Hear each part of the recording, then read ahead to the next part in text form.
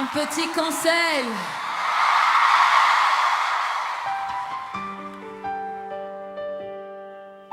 Reste vigilant. Fais des pauses régulièrement. Et confie chaque étape de ton trajet au Seigneur. Ne cours aucun risque inutile. Car toute ta communauté attend avec impatience ton retour en paix. Bon voyage.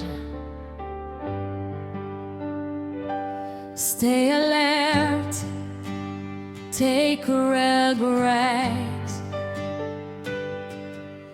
and commit every step of your trip to the Lord.